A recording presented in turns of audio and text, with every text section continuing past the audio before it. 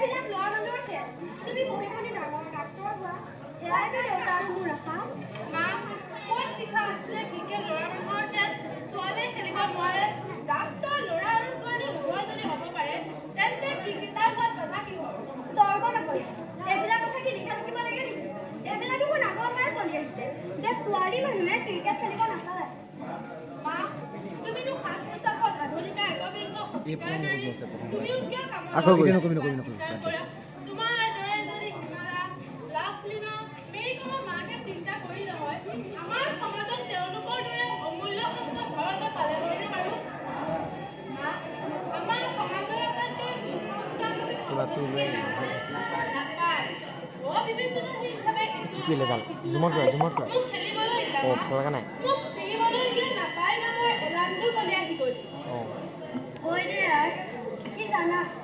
আমিও কথাবোৰ বিবেকৰে হ'ব কিন্তু বাৰে বাৰে আৱেগৰ ওচৰত পৰাজিত হওঁ যোৱা যি কৰিব মন কৰা পিছে আজি গৰমটো বেছি এতিয়া নালাগে দিয়া অলপ পাছত নহয় মা আজি এতিয়া মই নাযাওঁ আজি আমাৰ বাইদেৱে সফলতাৰ চাবি কাঠি সম্পৰ্কে কিবা ক'ব গতিকে পিছত ঘৰলৈ যাম তুমি যোৱা দেখোন স্কুলৰ নে তোমাৰ ঘৰ আছিলে ন স্কুল তোমাৰ এনেকুৱা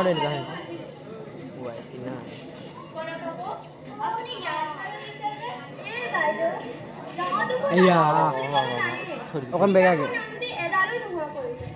যিহে গৰম পৰিছে তাকে ভাবিছো তলখন অলপ পৰিষ্কাৰ কৰি দিওঁ সকলোৱে জিৰাব পাৰিব বুলি ভালে কৰিলে পিছে বাইদেউ আপুনি বোলে নিজৰ বাবে সফলতাৰ বিষয়ে কিবা কম বুলি কৈছিল হয় আপুনি ক'ব মই যাওঁ মোৰ ঘৰত অলপ কাম আছে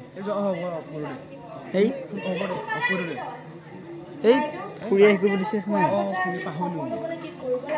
মোক কেনেকৈ মনত আছে দিছোঁ ইণ্টেলিজেণ্ট না শুনিবলৈ বৰ মন গৈছে জুমনি ইণ্টেলিজেণ্ট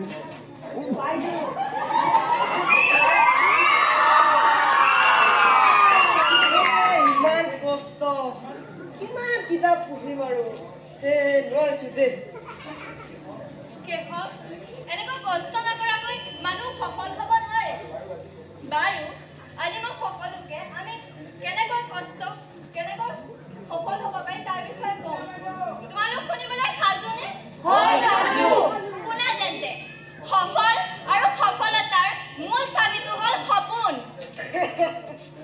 তেনেহ'লে মই সফল বাইদেউ সপোন দেখিয়ে থাকো কালিও দেখিছো এনেকে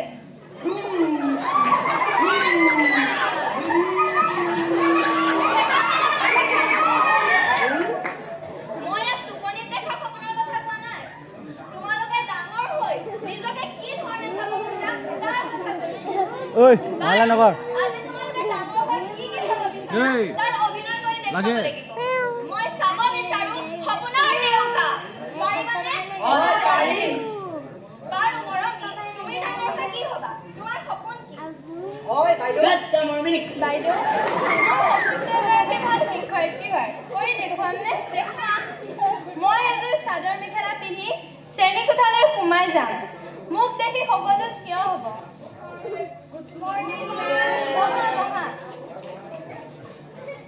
মৰমৰ ছাত্ৰ ছাত্ৰীসকল আজি আমি আলোচনা মাহেকীয়া অন্ধবিশ্বাস বনাম বৈজ্ঞানিক বিশ্লেষণ মাহেকীয়া হ'ল এক ঋতুচক্ৰ সাধাৰণতে এইটো হ'লে নাৰীয়ে পূৰ্ণতা পায় কিন্তু আমাৰ ভাৰতীয় নাৰী মনত এই বিষয়টোত এখন অন্ধবিশ্বাসৰ আস্থাদান দিয়া আছে বস্তু চুব নাপায় কলৈকো যাব নাপায় বিচনাত শুব নাপায় আনকি ঘৰৰ ওচৰতে থকা স্কুলখনলৈকো যাব নাপায় আৰু কি জানা নিজে বহা চকীখনতো পানী ছটিয়াব লাগে আদি বহুতো কিন্তু আচল অৰ্থত তেনেকুৱাটো একো নাই তাত অন্ধবিশ্বাস নহয় আছে বৈজ্ঞানিক ভিত্তি পিছত বাৰু এই বিষয়ে মই তোমালোকৰ লগত ভালকৈ আলোচনা কৰিম আজিলৈ হ'ব দিয়া আহোঁ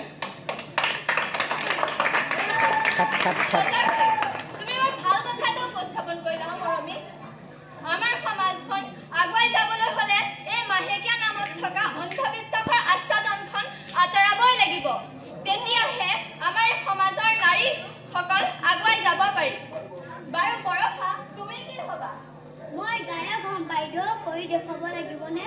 এখন সুসজ্জিত মঞ্চত সকলোৱে মোৰ নামটো চিঞৰি থাকিব আৰু মাইক্ৰফোনত ঘোষণা কৰিব। এইবাৰ মঞ্চত গীত পৰিৱেশন কৰিব বৰষা বৰুৱা। আৰু মই এনেকৈ গীত গাম। এই শনি গাম কুকুৰা কোন, ইয়াতে দেখোন নতুন নতুন কোনেতো বিচাৰ চুৰিৰ দাপোন ফুলৰ পাতৰ আজি কাচোন। এই গাঁও আপোন আপোন, এই গাঁও নিচেই আপোন।